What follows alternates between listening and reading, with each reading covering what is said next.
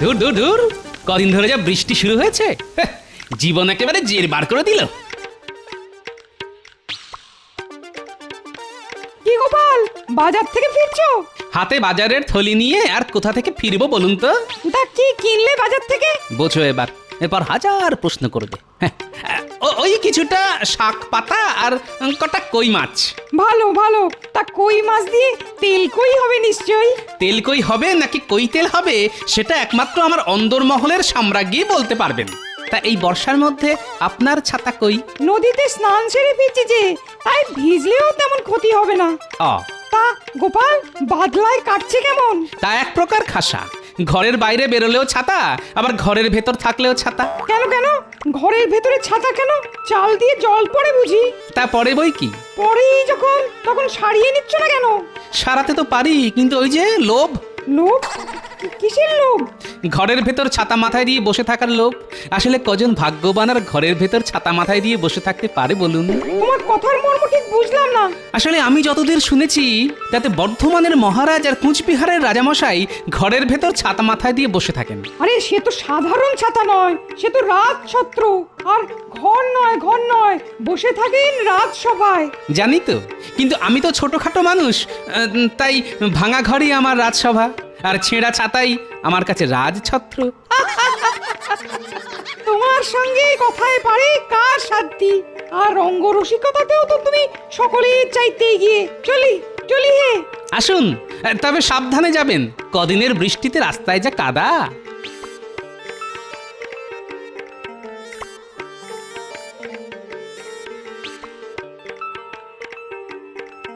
গোপাল দাদা, ও গোপাল দাদা, মহারাজ ডেকে পাঠিয়েছেন। এই বৃষ্টির মধ্যে মহারাজের ডাক কেন?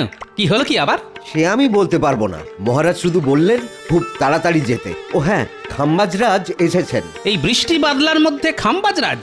আচ্ছা তুমি এগো, আমি বাড়িতে বাজারের থলিটা ফেলে দিয়েই আসছি।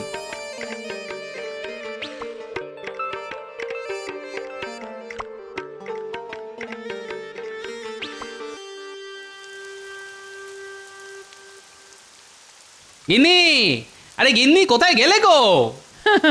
কোথাও যাবার কপাল করে কি এসেছি গো? হ্যাঁ, তা সেই একই ভাঙা ঘরে সারা জীবন কাটিয়ে যাচ্ছি। ঘরের এখান ওখান দিয়ে জল পড়ছে বলে মেজাজ বেশ গরম মনে হচ্ছে। যাক, আর বেশি কথা বাড়িয়ে কাজ নেই।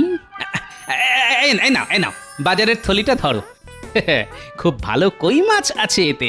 গিন্নি, তুমি রান্না শুরু করো, আমি একটু আসছি, বুঝলে? বলি, কোন রাজকার্যে যাওয়া হচ্ছে শুনি? আজ ঘরামিকে ডাকতে বলেছিলাম না? হ্যাঁ, আরে ঘরামিকে ডাকতেই তো যাচ্ছি। তবে যাবার আগে একবার রাজবাড়িতে ঘুরে যেতে হবে, মহারাজ ডেকে পাঠিয়েছেন। আহ, আবার সেই মহারাজ! কি মন্দ রে, মহারাজ যে তোমাকে বশ করেছেন কে জানে।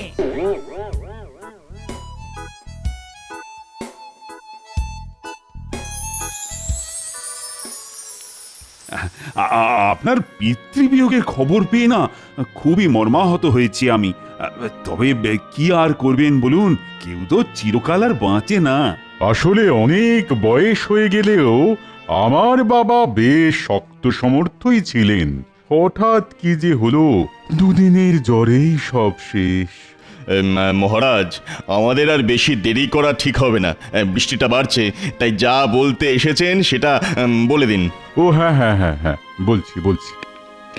এসো এসো গোপাল। গোপালও এসে গেছে, ভালো।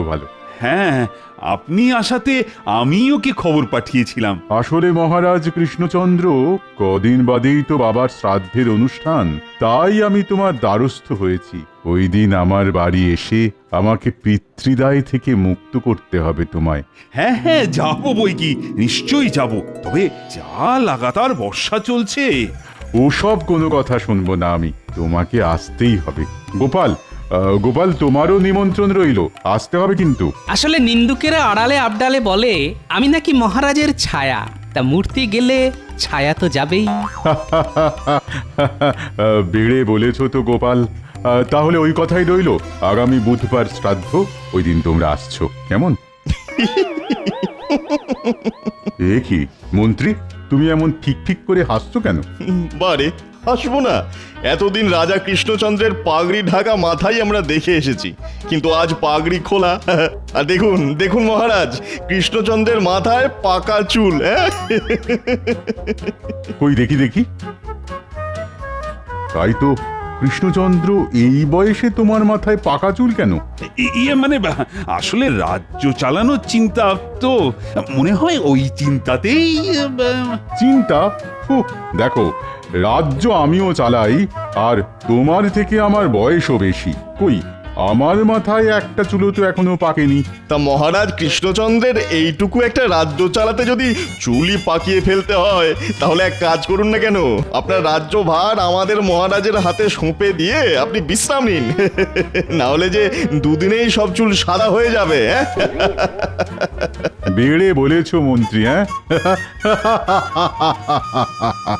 এই জন্যই বলে স্বভাব যায় না মূলে।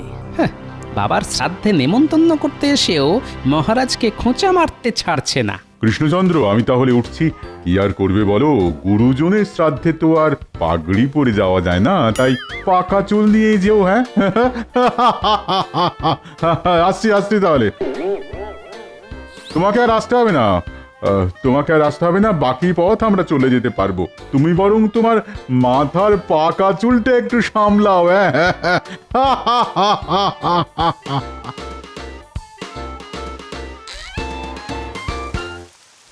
আমার মাথার পাকা চুল নিয়ে কেমন টিপ্পনি কেটে গেল দেখলে গোপাল?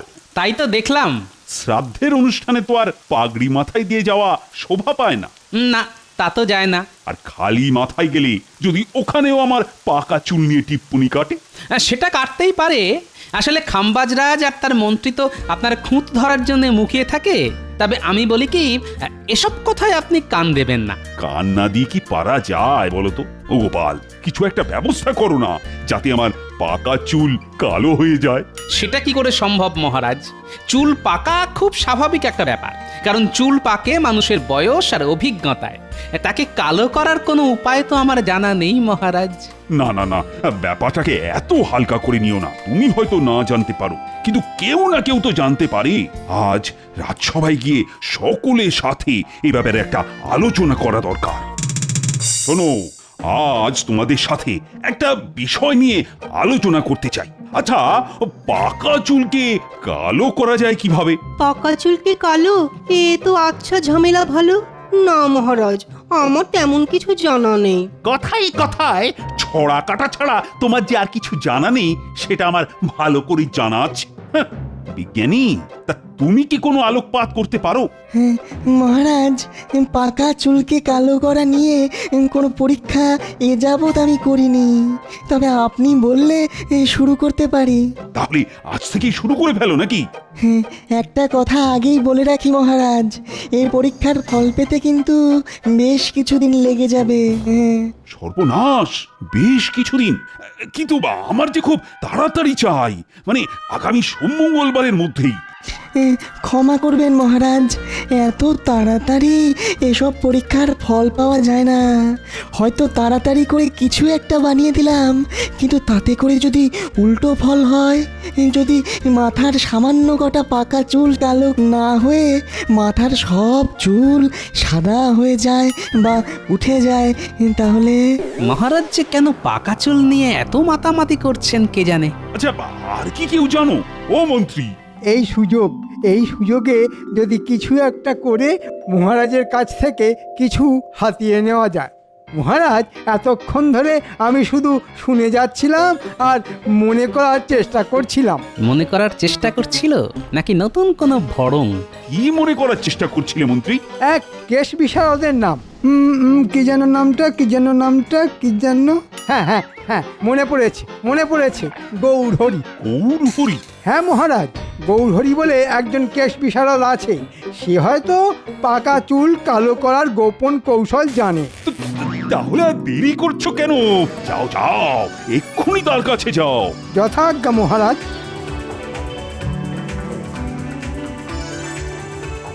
দেখলে তো গোপাল, পাকা চুল কালো করার উপায় আছে। আসলে তুমি না দিনে দিনে একটা অকর্মার ঢেঁকি হয়ে যাচ্ছ।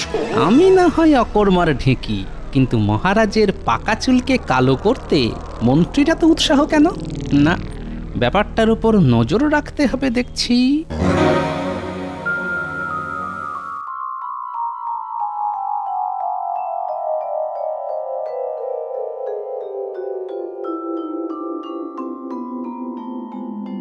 আলকাতরা লাগাচ্ছে না? এই তো পেয়ে গেছি। না, রাজসভা থেকে বেরোতে অনেক দেরি হয়ে গেল।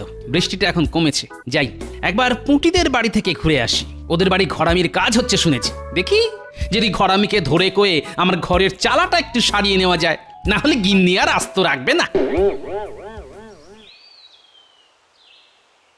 পুটির বাবা, ও পুটির বাবা, বলো গোপাল দাদা। তা তোমাদের বাড়ি ঘরামির কাজ আর কতদিন চলবে? বড়জোর আর 2-1 দিন। চালের কাজ হয়ে গেছে, এখন শুধু আলকাতরা লাগানোর কাজ বাকি। আচ্ছা, ঘরের নিচের দিকের অংশে আলকাতরা লাগাচ্ছ কেন? আসলে মাটির বাড়ি তো, জলের ঝাপটায় ঘরের তলার দিক ভিজে গিয়ে মাটি আলগা হয়ে যায়। হ্যাঁ, বুঝতে পেরেছি। আলকাতরা লাগালে ওই জলের ছাট মাটি আলগা করে দিতে পারবে না, তাই তো? ভালো ভালো, খুব ভালো। আমি এরকমটা করিয়ে নেবো, বুঝলে? ও ভাই, এই বাড়ির কাজ মিটলে আমার সাথে দেখা করো তো, আমার বাড়িতেও একটু কাজ আছে। ঠিক আছে গোপাল বাবু। আমার ঘরের কাজ মিটে গেলে আমি ওকে তোমার কাছে নিয়ে যাব। হ্যাঁ, খুব ভালো। আমি তাহলে চলি হে। তাহলে বুঝতে পারলি তোকে কি করতে হবে? খুব বুঝতে পেরেছি। তবে কি তবে? খুব বেশি না হলেও এ বিষয়ে আমার 3টে মাত্র প্রশ্ন আছে। প্রথম প্রশ্ন, কাজটা কি আমি একলাই করব না ঘটা আমার সঙ্গে থাকবে? না, কোনো ঘট বা ঘটার সঙ্গে থাকবে না। ওই যে কথায় আছে না, অতি সন্ন্যাসীতে গাজন নষ্ট। তাই কাজটা তোকে একলাই করতে হবে। আমি অবশ্য তোর সঙ্গে থাকবো। ভালো ভালো। আমার দ্বিতীয় প্রশ্ন এবার করি। বলছি যে আলকাতরা কোথা থেকে পাবো? পুঁটিদের বাড়ি আলকাতরার কাজ হচ্ছে, ওখান থেকে চুরি করে নেব। খুব ভালো, খুব ভালো। চুরি করার ব্যাপারে আপনি তো আমাদের গুরুদেব। কিছু বললি? না না না, কিছু না। এবার আমার শেষ প্রশ্ন, এই কাজটায় আমি কত পাবো? সে নিয়ে তোকে ভাবতে হবে না, ভালো মতো দিয়ে তোকে পুষিয়ে দেব। যা, এখন বাড়ি যা, কাল সকালে আসিস। খুব ভালো, খুব ভালো।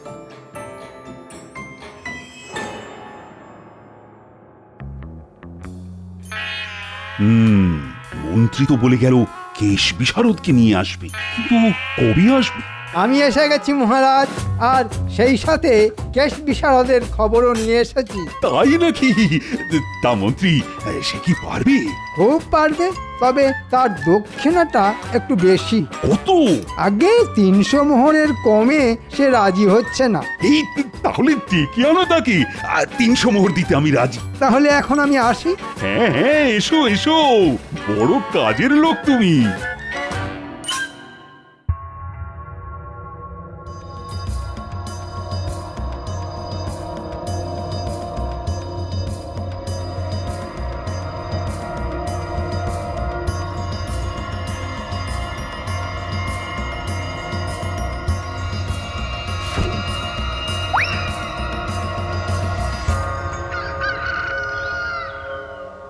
আরে কি হলো কি গিন্নি? আরে মুড়ি টুড়ি কিছু দাও, খেয়ে দে থলি হাতে করে একবার বাজারটা ঘুরে আসি। দিচ্ছি আর একটু সবুর করো। কি ব্যাপার পুঁটির বাবা, তুমি এলে, ঘরামি কই? আমার সর্বনাশ হয়ে গেছে গোপাল দাদা, আমার সর্বনাশ হয়ে গেছে। কেন, কি হয়েছে? কাল রাতে আমার বাড়ি থেকে কেউ আলকাতরা হাঁড়ি চুরি করে নিয়ে গেছে। হ্যাঁ, আলকাতরার হাঁড়ি চুরি করে নিয়ে গেছে মানে? আলকাতরার রং কালো, আবার কাঁচা চুলের রঙও কালো, তাহলে কি? চলো তো দেখি। গিন্নি, আমি একবার পুটিদের বাড়ি থেকে আসছি।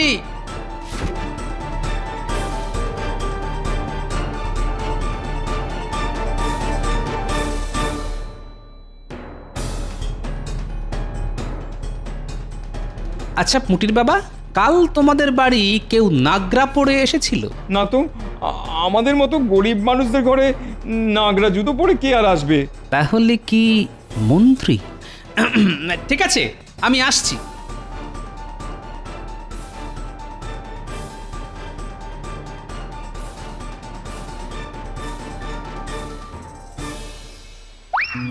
কি মজা! 300 মোহর রোজগার হবে। সেই আনন্দে যাই বাজার থেকে দেখে শুনে জোড়া ইলিশ কিনে আনি। মন্ত্রীমশাই জোড়া ইলিশ কিনতে গেল। এই ফাঁকে যা করার করে ফেলতে হবে। মন্ত্রী গিন্নি এখন হয়তো পুজোর ঘরে, এদিক ওদিক ভালো করে দেখতে হবে। আ, আ, আ, যা অনুমান করেছিলাম ঠিক তাই। এবার দেখো মন্ত্রী মশাই আমার খেলা।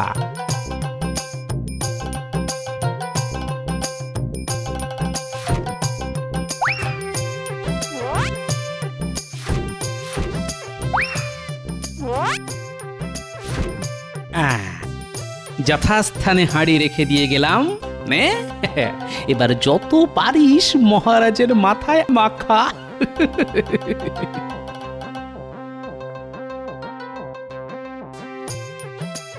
এই নাও পুটির বাবা, তোমার আলকাত্রার হাঁড়ি। এ হাঁড়ি তুমি কোথায় পেলে? সে কথা জানতে চেও না, শুধু জেনে রাখো যা করেছি তাকে বলে চোরের ওপর বাটপাড়ি। আচ্ছা, তোমার নামটি যেন কি? আগে গৌরহরি। তা গৌরহরি, এই কালো রং থাকবে তো? কি বলছেন কি রাজামশাই? সারা জীবন থাকবে। এছাড়া জীবনে আর একটা চুলও সাদা হবে না নতুন করে। বলছো? বলছি মানে, এ আমার বাপ ঠাকুরদার গবেষণার ফল। যাকে তাকে আমি এই ভেষজ তরল দিই না, শুধু আপনি বলেই হয়ে গেছে রাজামশাই। হয়ে গেছে? হ্যাঁ, হয়ে গেছে। শুধু সামনের কটা দিন মাথা ভেজাবেন না, তারপর যত ইচ্ছে চান করুন।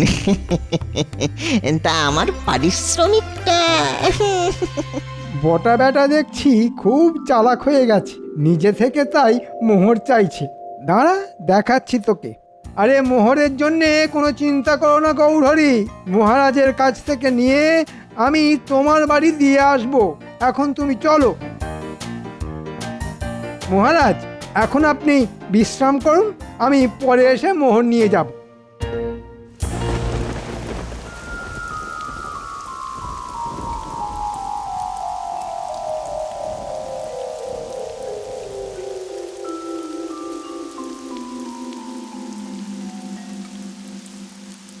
কি আনন্দ, কি আনন্দ! আর যে একটাও পাকা চুল নেই। ভেতরে আসতে পারি মহারাজ? আরে আসবে বই কি, অবশ্যই আসবে। আর এসে নিজের চোখে দেখে যাও মন্ত্রী রানা কেশ বিশারদ কি অসাধ্য সাধনটাই না করেছে। সত্যি গোপাল, তুমি না দিন দিন একটা অকর্মার ধাড়ি হয়ে যাচ্ছ। তা হয়তো হচ্ছি, তবে কাল খাম্বাজ রাজার বাড়ি যাবেন তো? আরে সে তো যাবই, আর তাকে গিয়ে এই কালো চুলও দেখিয়ে আসবো। কিন্তু যা বৃষ্টি! সে নিয়ে তোমায় চিন্তা করতে হবে না, আমি ঢাকনা দেওয়া রথে চড়েই যাব। যথা আজ্ঞা মহারাজ।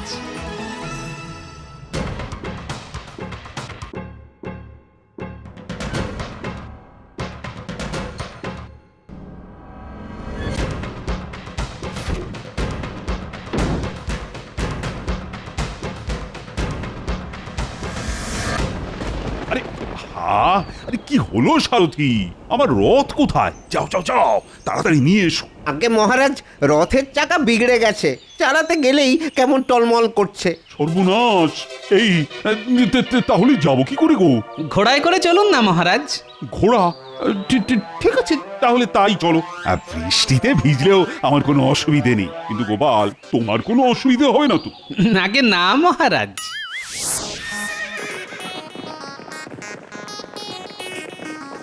কি মুশকিল! এ তো ঝমঝমিয়ে বৃষ্টি নামলো। সামনের ওই গাছের তলায় গিয়ে দাঁড়াবেন, চলুন। বৃষ্টি কমলে আবার না হয় ঘোড়া ছোটাবো। এ কি মহারাজ, আপনার পোশাকে এত কালো রং এলো কোথা থেকে? এ বাবা, আইস, এ তো দেখছি মাথা থেকে গড়াচ্ছে। কই দেখি দেখি। হ্যাঁ হ্যাঁ, বেটা বেটা কেশ বিশারদ আমায় ঠকিয়েছে। এটা বলেছিল রং নাকি সারা জীবন থাকবে, সে হয়তো ঠিকই বলেছিল, কারণ সে তো মাখাতে এসেছিল আলকাতরা, যা একবার শুকিয়ে গেলে সারা জীবনে ওঠা মুশকিল। তবে তাতে করে আপনার চুলের যে 12টা বেজে যেত, তাই আমি আলকাতরার হাঁড়ি পাল্টে ভূষকালি রেখে দিয়েছিলাম মহারাজ। মন্ত্রীর কেশ বিশারদ আমার মাথায় আলকাতরা মাখাতে চেয়েছিল। দাঁড়াও, মন্ত্রীকে ডেকে ওকে এমন শাস্তি দেব যে... মন্ত্রী? আরে ওটাই তো আসল নাটের গুরু। আর যতদূর মনে হয় কেশ বিশারদটি হচ্ছে গিয়ে ছদ্মবেশী বটা। ওদের আমি বুঝে নেব, কিন্তু কিন্তু সব ভূষকালি উঠে গিয়ে পাকা চুল বেরিয়ে পড়লে খাম্বাজরাজের কাছে আমি মুখ দেখাবো কি করে বলো তো? ও তো আবার আমার পাকা চুল নিয়ে টিপ্পনি কাটবে। ও টিপ্পনি কাটলে আপনিও পাল্টা টিপ্পনি কেটে বলবেন চুল পাকে মানুষের বয়স আর অভিজ্ঞতায়, আর বেশি বয়সেও যাদের চুল পাকে না তারা হলো সব বুড়ো খোকা। আর বুড়ো খোকাদের হাতে রাজ্যভার থাকলে রাজ্যের কোনো দিনই মঙ্গল হয় না মহারাজ। পেড়ে বলেছ তো গোপালে। চলো চলো চলো, প্রাসাদে গিয়ে চান করে অন্য পোশাক পরে খাম্বাজ রাজার বাড়ি যাই, আর তার সাথে সঙ্গে করে নিয়ে যাব মন্ত্রী আর বটা। ওরে বাবা রে বাবা, আর যে ছুটতে পারি না। ওরে বাবা, এদিন মহারাজ, জীবনে আর আর কখনো এমনটি হবে না। ওরে বাবা রে! একেই বলে যেমন কর্ম তেমন ফল।